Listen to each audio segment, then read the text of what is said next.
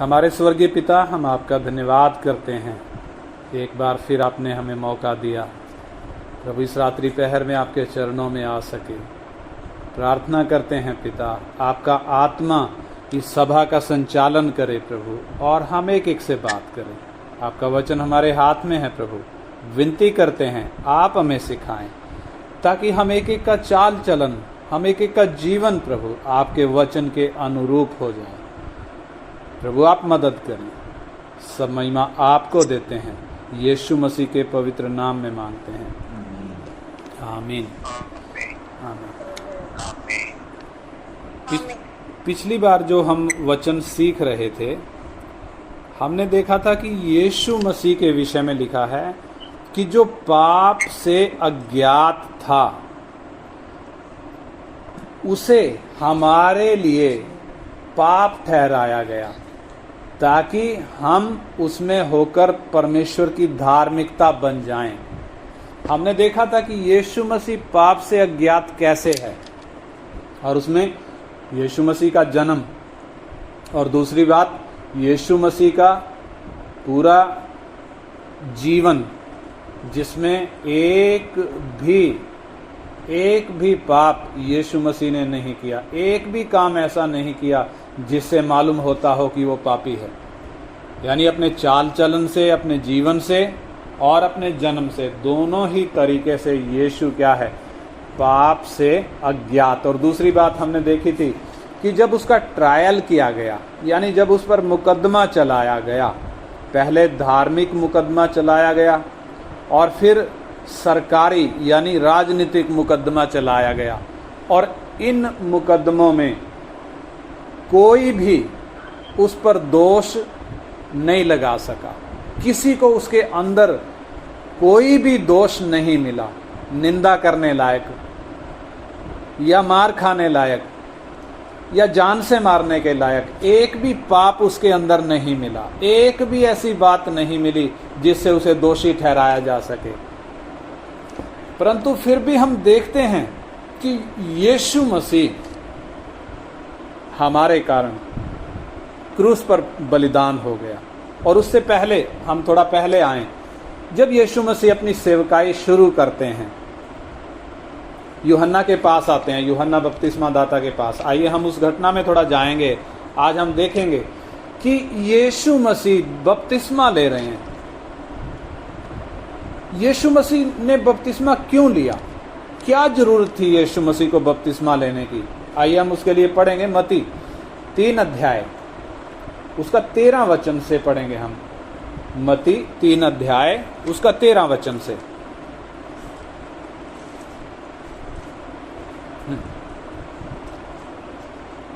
उस समय यीशु गलील से यरदन के किनारे यूहन्ना के पास उससे बपतिस्मा लेने आया।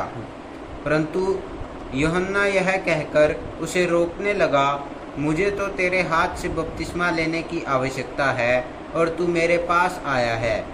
यीशु ने उसको उत्तर दिया, अब तो ऐसा ही होने दे, क्योंकि हमें इसी रीति से सब धार्मिकता को पूरा करना उचित है।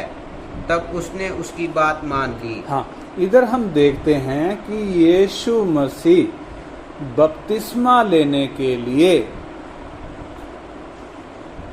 यूहन्ना बपतिस्मा दाता के पास आया, और यूहन्ना उसको मना कर रहा है, उसको रोक रहा है। क्या कहकर रोक रहा है?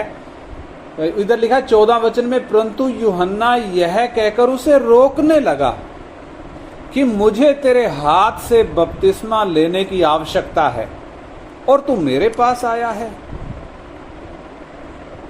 यीशु मसीह बपतिस्मा क्यों ले रहा है?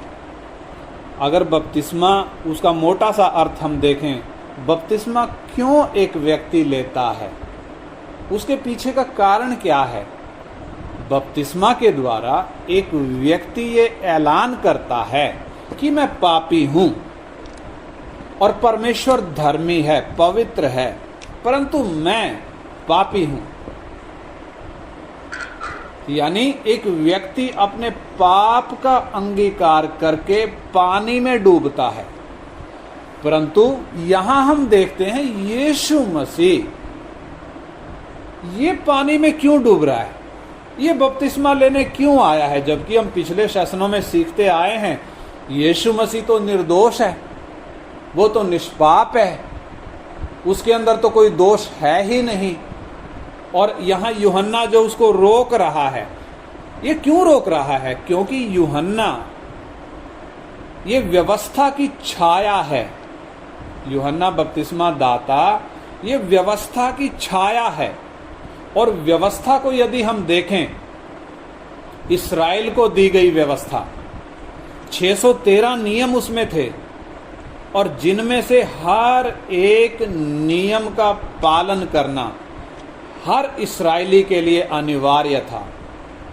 यदि एक व्यक्ति ने 613 नियमों में से 612 का बड़े ध्यान से पालन किया, परंतु एक तोड़ दिया, 612 का तो पालन किया परंतु एक तोड़ दिया, तो ये व्यवस्था उस व्यक्ति को दोषी ठहराती थी। यानी 612 नियम जो उसने माने, बड़े शिद्दत से माने, तो भी वो 612 किसी काम के नहीं, क्योंकि एक तोड़ दिया। यानी एक नियम तोड़ने से वो दोषी ठहर गया। यानी व्यवस्था किसी भी व्यक्ति को धर्मी नहीं ठहराती थी, परंतु हर एक व्यक्ति को वो दोषी ही ठहराती थी। दोषी ठहराने वाली इसी व्यवस्था ने यीशु मसीह में दोषी ठहराने के लायक कुछ भी नहीं पाया। यानी यीशु मसीह व्यवस्था की नजर में बिल्कुल निर्दोष है। इसी व्यवस्था की नजर में एक भी व्यक्ति धर्मी नहीं है, सबको दोषी ठहराती है, परंतु यही व्यवस्था यीशु मसीह को बिल्कुल निर्दोष ठहराती है। इसलिए यूहन्ना बपतिस्मा दाता जो व्यवस्था का प्रतिरूप है, व्यवस्था की छाया है, जो व्यवस्था के लिए खड़ा है, वो यीशु मसीह को क्यों रोक रहा है कि तेरे अंदर कोई दोष नहीं है, तू पानी में मेरे सामने क्यों खड़ा है बपतिस्मा लेने के लिए? क्योंकि यूहन्ना के सामने जो लोग बपतिस्मा लेने आते थे, सबके सब पापी, और क्या मानते थे कि हाँ मैं पापी हूं, परंतु यीशु तो पापी नहीं है। इसलिए यूहन्ना उसको रोक रहा है कि तू मेरे सामने बपतिस्मा लेने क्यों आया है? मुझे तुझसे बपतिस्मा लेने की जरूरत है, तुझ में कोई दोष नहीं है, फिर भी तू मेरे सामने क्यों खड़ा है? यानी व्यवस्था यीशु के सामने हाथ जोड़कर खड़ी है। क्यों हाथ जोड़कर खड़ी है? इस व्यवस्था ने यीशु में कोई दोष नहीं पाया। तो इधर सवाल उठता है, प्रभु यीशु मसीह ने बपतिस्मा क्यों लिया जब वो निर्दोष थे, जब वो निष्पाप थे? व्यवस्था की दृष्टि में उनके अंदर कोई पाप नहीं था, परमेश्वर की दृष्टि में उनके अंदर कोई दंड के लायक कुछ भी ऐसी बात नहीं थी, तो भी यीशु ने बपतिस्मा क्यों लिया? बहुत गहरा विषय है और बहुत गंभीर विषय है। यीशु ने बपतिस्मा क्यों लिया जबकि वो तो निर्दोष है, पाप से अज्ञात है? वो खुद कहता है, हम पढ़ेंगे यूहन्ना 8 अध्याय उसका 46 वचन। यीशु मसीह अपने विषय में क्या कह रहे हैं? यूहन्ना 8 अध्याय उसका 46 वचन हम पढ़ेंगे फुर्ती से। तुम में से कौन मुझे पापी ठहराता है? हाँ, प्रभु यीशु क्या कह रहे हैं? तुम में से कौन मुझे पापी ठहराता है? यानी कौन मेरे अंदर पाप ढूंढ सकता है? क्या है कोई जो मेरे अंदर पाप ढूंढ ले? क्योंकि पाप तो उसके अंदर है ही नहीं, इसलिए कहता है तुम में से कौन मुझे पापी ठहराता है। और यूहन्ना 14 का 30 भी हम पढ़ें। यूहन्ना 14 अध्याय का 30 वचन प्रभु यीशु मसीह क्या कह रहे हैं? मैं अब तुम्हारे साथ और बहुत बातें ना करूंगा, क्योंकि इस संसार का सरदार आता है मुझ पर उसका कोई अधिकार नहीं। हाँ, देखिए इधर जो बात लिखी है, ध्यान से हम पढ़ें। प्रभु यीशु मसीह क्या कह रहे हैं? इस संसार का सरदार यानी शैतान, इस संसार का सरदार कौन है? शैतान, प्रिंस ऑफ द वर्ल्ड, शैतान।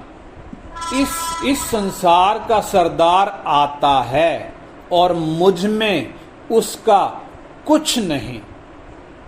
यानी शैतान का कोई माल किसके अंदर नहीं है? यीशु के अंदर नहीं है, जबकि सारी मानव जाति के अंदर शैतान का माल है। शैतान का माल कौन सा है? पाप। शैतान का माल कौन सा है? क्योंकि पाप किसके द्वारा आया? शैतान के द्वारा आया। शैतान का बाप कौन है? इसका पाप का बाप कौन है? शैतान है। पाप शैतान की औलाद है, पाप शैतान की देन है। परंतु यीशु क्या कह रहा है? मुझ में शैतान का कुछ भी नहीं। अर्थात यीशु निष्पाप, निष्कलंक, निर्दोष। उसे बपतिस्मा लेने की कोई आवश्यकता नहीं थी, कोई जरूरत नहीं थी कि वो पानी में डूबे, फिर भी उसने बपतिस्मा लिया। क्यों बपतिस्मा लिया? क्योंकि वो पापी मानव जाति की ओर से खड़ा है। किसके बिहाफ पे खड़ा है? पापी मानव जाति के बिहाफ पे वो बपतिस्मा ले रहा है। मनुष्य जब अदन की वाटिका से निकला था, आपको याद होगा हमने सीखा था, वो क्या कहकर निकला था कि अब मैं परमेश्वर के तुल्य हो जाऊंगा।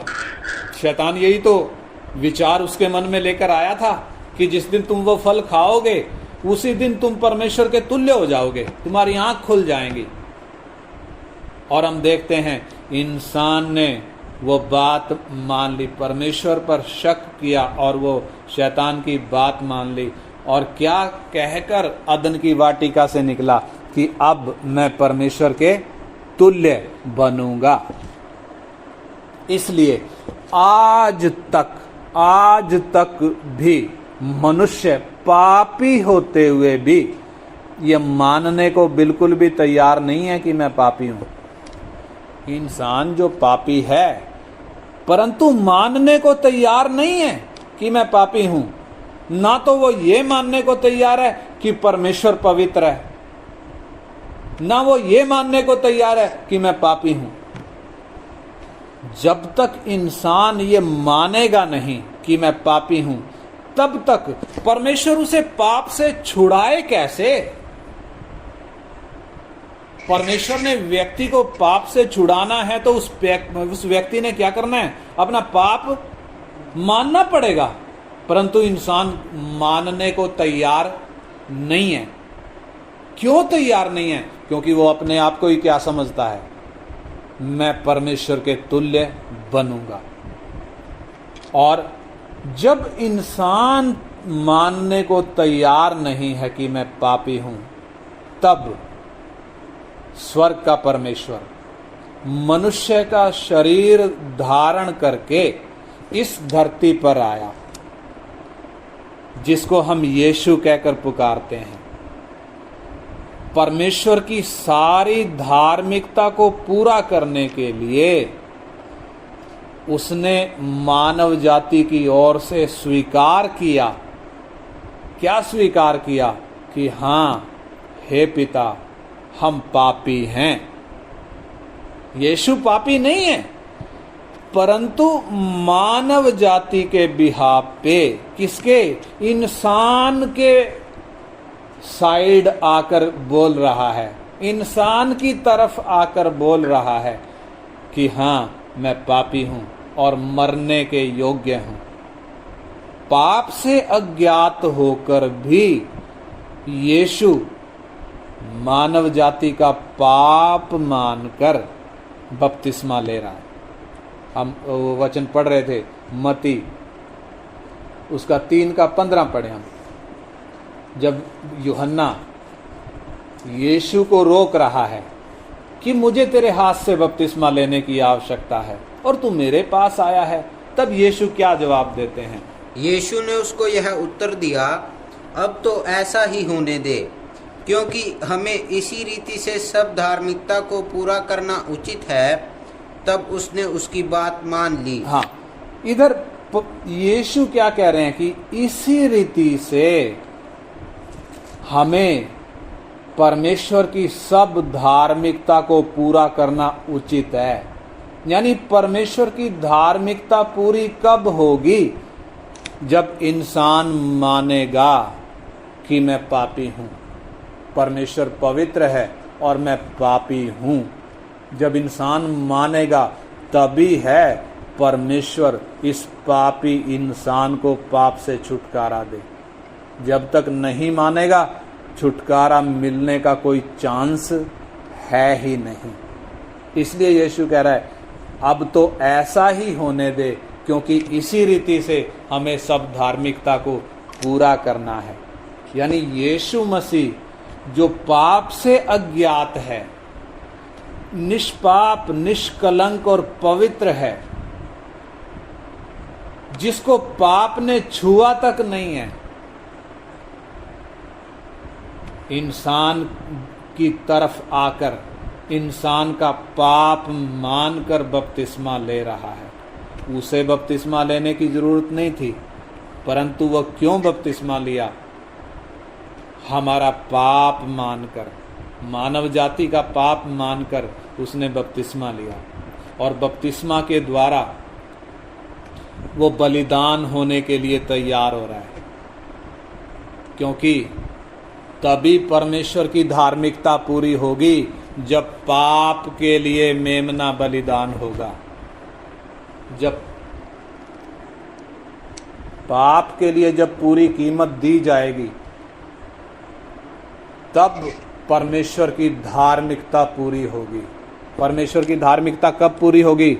जब पाप पर पूरी सजा पड़ेगी। परमेश्वर की धार्मिकता कब पूरी होगी? जब पाप के ऊपर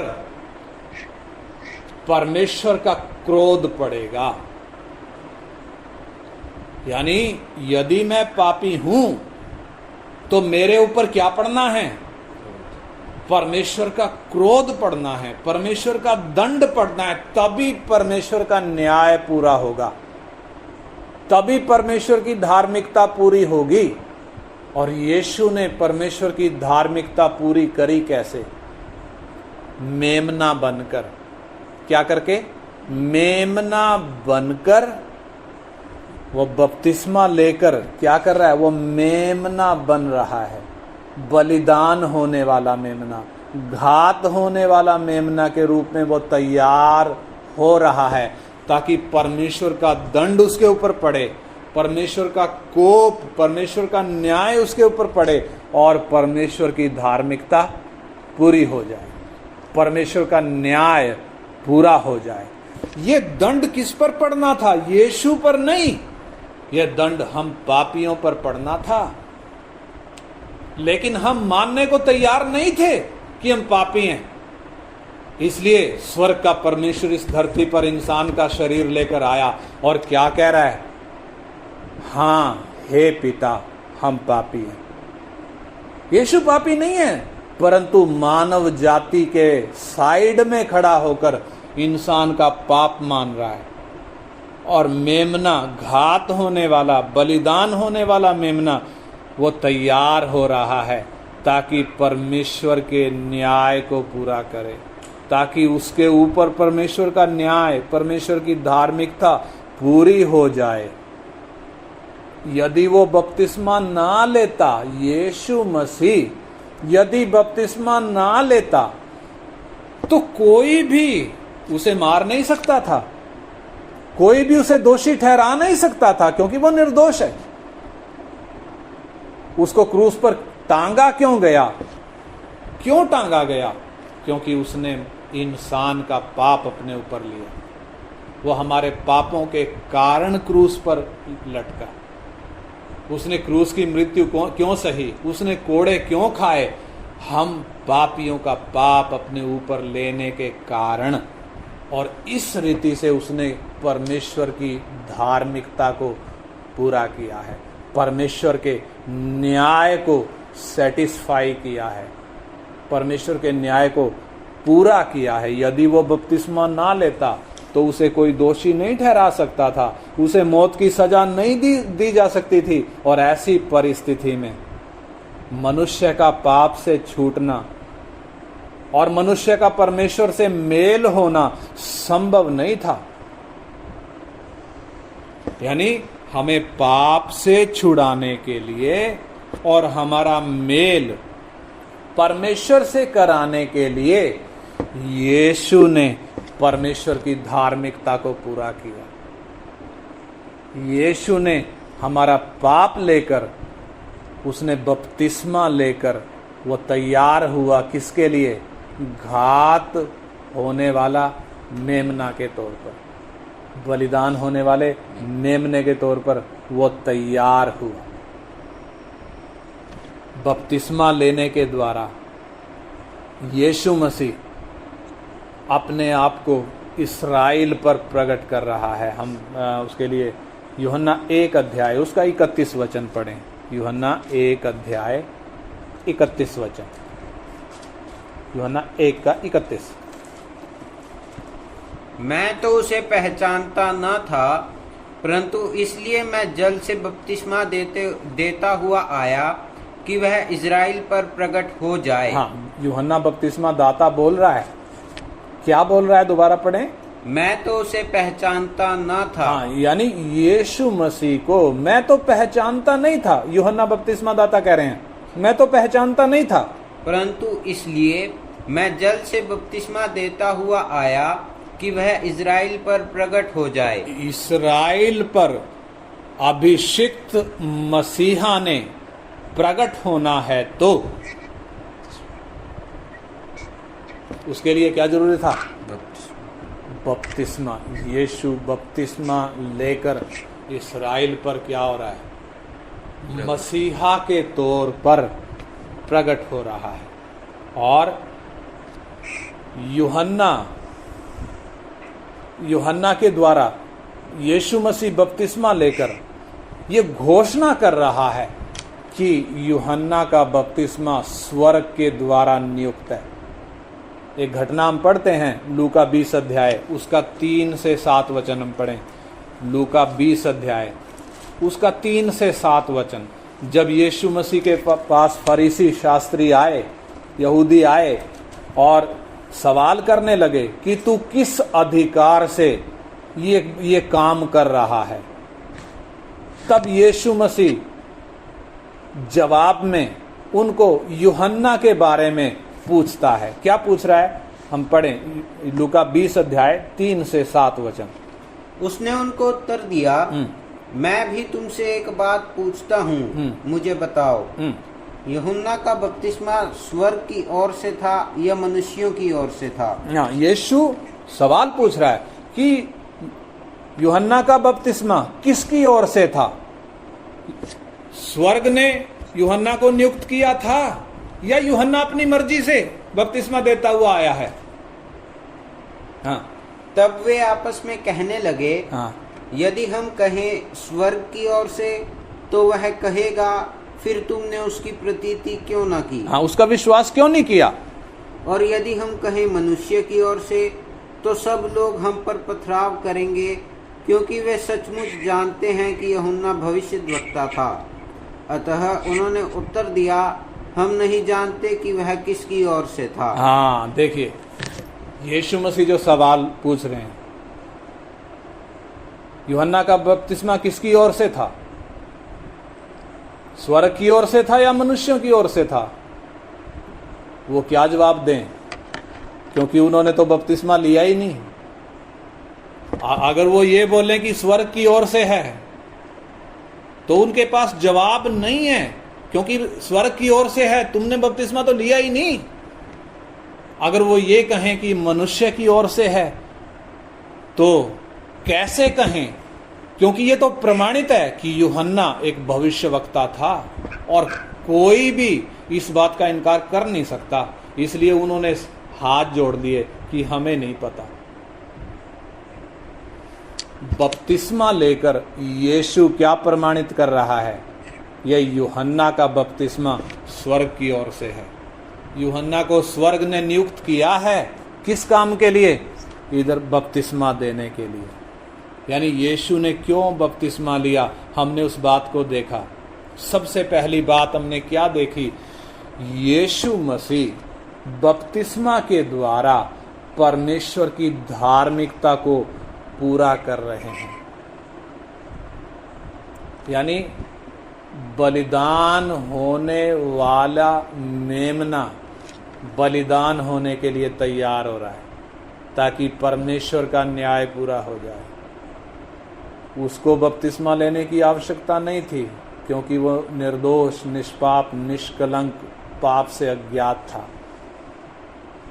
उसने इंसान का पाप मानकर बपतिस्मा लिया, इंसान का पाप मानकर, और बपतिस्मा लेने के द्वारा वो इस्राएल पर मसीहा के रूप में प्रकट हुआ।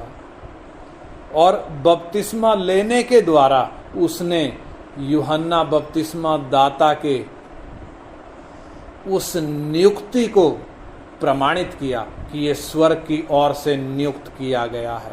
और इसके आगे हम उसका 16-17 वचन पढ़े, मत्ती 3 अध्याय उसका 16-17 वचन, मत्ती 3 का 16 और 17 वचन।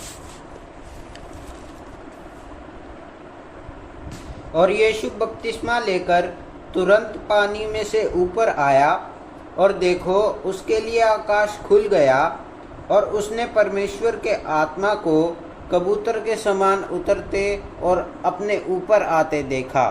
और देखो यह आकाशवाणी हुई, यह मेरा प्रिय पुत्र है जिससे मैं अत्यंत प्रसन्न हूँ। हाँ, इधर हम ये घटना जो हुई है, यीशु जब बपतिस्मा ले रहा है, बपतिस्मा लेकर जब पानी से बाहर आ रहा है, इस घटना में हम त्रिएक परमेश्वर को देख सकते हैं। त्रिएक परमेश्वर को यानी पिता, पुत्र और पवित्र आत्मा को अलग अलग हम देख सकते हैं। पिता को कैसे?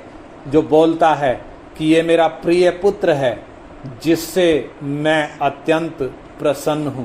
ये कौन है? पिता, स्वर्ग से जो आवाज आ रही है। और पवित्र आत्मा जो यीशु मसीह के ऊपर कबूतर के रूप में उतर रहा है। और तीसरा पुत्र जो बपतिस्मा लेकर पानी से बाहर आ रहा है। यानी हे पापी इंसान, तुझे पाप से छुड़ाने के लिए, तेरा मेल परमेश्वर से करवाने के लिए त्रिएक परमेश्वर खड़ा है। पिता, पुत्र, पवित्र आत्मा, त्रिएक परमेश्वर इंसान के उद्धार के लिए खड़े हैं। पुत्र के रूप में पानी में डूब रहा है, उसे पानी में डूबने की आवश्यकता नहीं थी। क्यों पिता कह रहा है कि ये मेरा प्रिय पुत्र है जिससे मैं अत्यंत प्रसन्न हूं? क्योंकि आज्ञाकारी पुत्र पिता की इच्छा पूरी करने जा रहा है। अब परमेश्वर की सारी धार्मिकता पूरी होगी। ये देखकर, ये सोचकर स्वर्ग अति प्रसन्न है। अब पापी मनुष्य का पाप से छुटकारा होगा और उसका मेल परमेश्वर से होगा। ये सोचकर स्वर्ग अति प्रसन्न है। अब मनुष्य के लिए दरवाजा खुलेगा, स्वर्ग का दरवाजा खुलेगा। उधर जब उसको दोबारा पढ़ें, 17 वचन, 16 वचन, 3 का, मत्ती 3 का 16 वचन। और यीशु बपतिस्मा लेकर तुरंत पानी में से ऊपर आया, और देखो उसके लिए आकाश खुल गया। हाँ, इधर आकाश खुल रहा है। आकाश खुलने का मतलब, हे पापी इंसान, तेरे लिए स्वर्ग का दरवाजा खुल रहा है। हे पापी इंसान, तेरे लिए स्वर्ग का दरवाजा खुल रहा है। इसलिए परमेश्वर वो उधर पिता की आवाज जो आ रही है, आकाशवाणी जो आ रही है, जो स्वर्ग से आवाज आ रही है, ये मेरा प्रिय पुत्र है जिससे मैं अत्यंत प्रसन्न हूं। क्यों? आज्ञाकारी पुत्र पिता की इच्छा पूरी करने जा रहा है। अब परमेश्वर की सारी धार्मिकता पूरी होगी, परमेश्वर का न्याय पूरा होगा। अब पापी मनुष्य का परमेश्वर से मेल संभव हो पाएगा। अब इंसान के लिए स्वर्ग का दरवाजा खुलेगा। और उधर आगे लिखा है, पवित्र आत्मा को कबूतर के समान, और उसने परमेश्वर के आत्मा को कबूतर के समान, क्या लिखा है? अपने ऊपर आते देखा। अपने ऊपर आते देखा, अपने ऊपर आते और अपने ऊपर ठहरते, यानी पवित्र आत्मा यीशु के ऊपर कबूतर के समान उतरा और उस पर ठहर गया। इस बात से हम क्या समझ सकते हैं? हे पापी इंसान, तू अब तक जो पापी है, अब तेरे लिए रास्ता खुल गया कि परमेश्वर का आत्मा तुझ पर आए, तेरे अंदर वास करे। जरा हम सोच कर देखें, पाप तो मैंने किया, पापी तो मैं हूं। स्वर्ग का परमेश्वर जो अति पवित्र है, इंसान का शरीर जब धारण करके आया, उसने हमारी तरह जन्म नहीं लिया जैसे हमने माँ और बाप से जन्म लिया है। उसने माँ और बाप से जन्म नहीं लिया, वो आदम की संतान नहीं था। पिछले सेशन में हम सीख चुके हैं। परमेश्वर कुंवारी के गर्भ में उतरा, और जैसे हम गर्भ के द्वारा पैदा होते हैं, वैसे वो एक बच्चे के रूप में पैदा हुआ, ताकि हमारी सारी निर्बलताओं को वो अपने शरीर में महसूस करे। पाप से छुटकारा होना है तो खून बहाया जाना जरूरी है।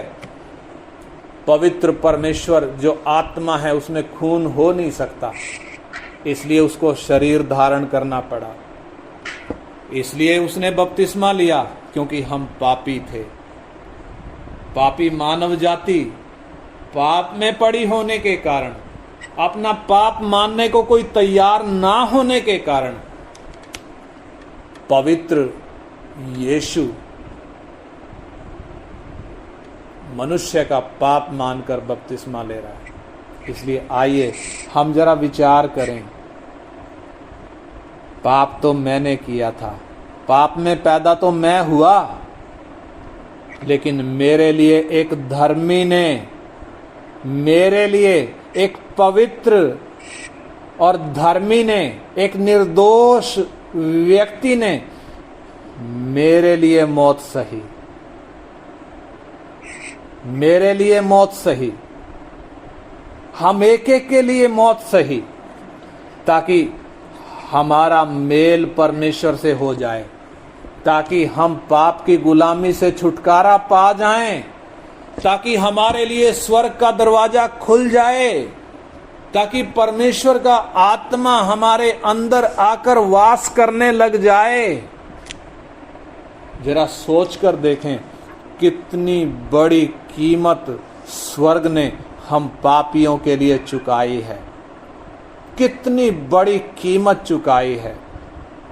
इसलिए आइए हम अपने जीवनों का विचार करें। हम यीशु के पीछे क्यों आए हैं? क्या इसलिए कि मेरा पेट दर्द ठीक हो जाए?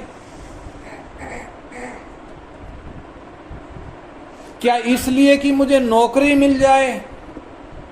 क्या स्वर्ग का परमेश्वर इसलिए इस धरती पर मनुष्य का शरीर लेकर आया कि मुझे नौकरी दे, कि मुझे पैसे दे, कि मेरा बिजनेस चल जाए, कि मेरी बीमारी ठीक हो जाए?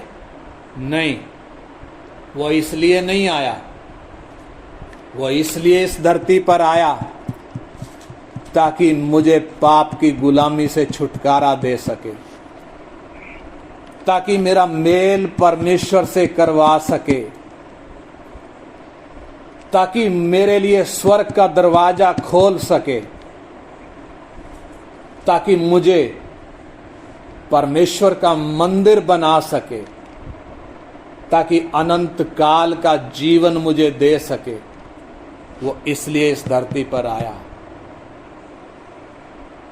इसलिए आइए प्रार्थना करें, हम एक एक प्रार्थना करें। जिस जिसके कान में ये आवाज जा रही है, हर एक जन जो स्त्री और पुरुष से पैदा हुआ पापी है, पापी है, जन्म से पापी है, बीज के कारण पापी है। इसी कारण अपने जीवन भर परमेश्वर से बलवा करता आया है, परंतु हम पापियों के लिए एक निर्दोष घात हुआ है, एक निर्दोष बलिदान हुआ है, ताकि हमें परमेश्वर से मिलाए। आइए हम प्रार्थना करें। हे परमेश्वर, मैं तेरा धन्यवाद करता हूं, मुझ पापी के लिए तूने निर्दोष मेमना घात किया। मुझे पाप से छुड़ाने के लिए, मुझे परमेश्वर के भयानक क्रोध से बचाने के लिए, परमेश्वर के दंड से छुड़ाने के लिए, हे परमेश्वर, तूने मुझ पापी से इतना प्यार किया। Hallelujah, hallelujah. पिता का धन्यवाद हो, हमारे स्वर्गीय पिता का धन्यवाद हो, जिसने जगत से ऐसा प्रेम किया कि उसने अपना इकलौता पुत्र दे दिया, ताकि जो कोई उस पर विश्वास करे वो नाश ना हो, परंतु अनंत जीवन पाए। परमेश्वर ने अपने पुत्र को जगत में इसलिए नहीं भेजा कि वो जगत पर दंड की आज्ञा दे, ना, परंतु पिता ने पुत्र को जगत में इसलिए भेजा कि पुत्र उसके द्वारा उद्धार पाए। अब जो उस पर विश्वास करता है उस पर दंड की आज्ञा नहीं, परंतु जो उस पर विश्वास नहीं करता वो दोषी ठहर चुका है। पिता, हम आपका धन्यवाद करते हैं। इस सत्य की पहचान में आप हमें लेकर आए। हम अंधेरे में थे, हम तो अपने आप को भगत समझते थे, धर्मी समझते थे, पापी तो कतई नहीं समझते थे। परंतु हे पिता, हम धन्यवाद करते हैं, आपने हमारी आंख खोली, आपने हमारे कान खोले कि आपकी आवाज को सुन पाएं, आपके वचन को समझ पाएं। आपने हमारा मन खोला, हमारी बुद्धि खोली। प्रभु, हम धन्यवाद करते हैं पिता। यीशु मसीह में आपने हमारे पापों का प्रायश्चित किया। हम धन्यवाद करते हैं, हमारे कारण निर्दोष मेमना बलिदान हुआ।